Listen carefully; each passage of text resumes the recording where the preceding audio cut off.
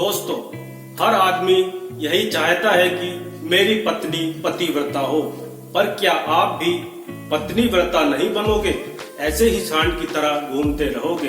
पतिव्रत धर्म के सबसे बड़ी उदाहरण है गांधारी का। अंधे पति के साथ विवाह होने पर भी धृतराष्ट्र की पत्नी गांधारी ने अपनी आंखों पर जीवन भर पट्टी बांध कर रखी। पति की मर्यादा की रक्षा के लिए शैव्या ने अपने बच्चों तथा अपना बिकना स्वीकार करा और दासी का निकृष्ट जीवन शिरोधार्य किया। सीता वन वन में मारी मारी फिरी।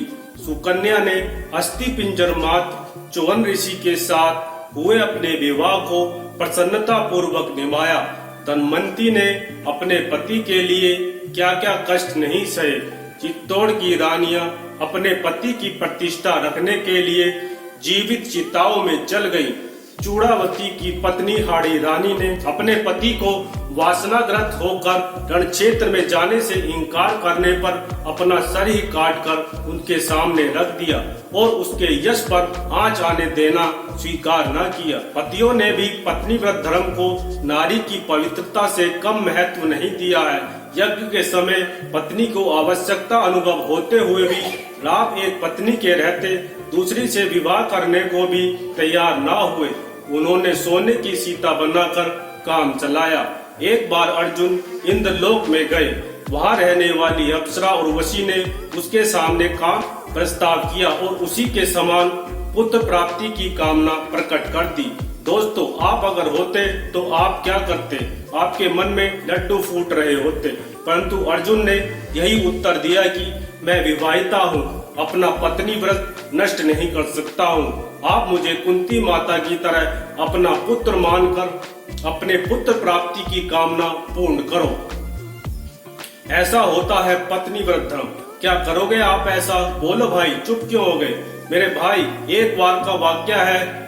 एक बार शिवाजी महाराज के सामने एक सुंदर यवन युवती को पेश किया गया तो उन्होंने प्रसन्नता व्यक्त करते हुए इतना ही कहा, काश मेरी माता भी इतनी सुंदर होती तो मैं कुरूप क्यों जन्मता। संत तुकाराम का नाम तो आपने सुना ही होगा। उन्होंने क्या नहीं किया था पता है आपको? नहीं तो सुनो।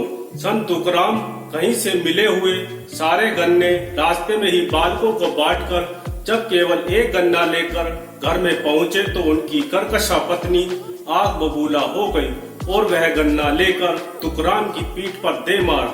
वह गन्ना बीच से टूट जाता है। अगर तुम्हारे साथ ऐसा होता तो तुम क्या करते मेरे भाई? संत तुकाराम क्रुद्ध नहीं हुए। वे जानते थे कि पति के अपमान की तरह पत्नी का अपमान भी पाप है।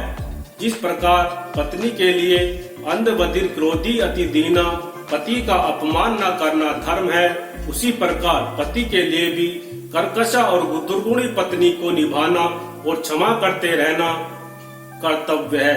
संत तुकाराम इस अपमान को क्षमा कर देते हैं और हंसते हुए केवल इतना ही कहते हैं, देवी, गन्ना एक था और खाने वाले हम दो। तुमने पीठ पर मारकर इसका ठीक ठीक बंटवारा कर दिया। लो, एक तुम खाओ और एक मैं खाता हूँ। इसलिए मेरे भाइयों, अपनी पत्नी को पत्नी व्रता धर्म सिखाने से पहले पत्नी व्रत कैसे बने यह भी जरा सीखना बहुत जरूरी है। धन्यवाद।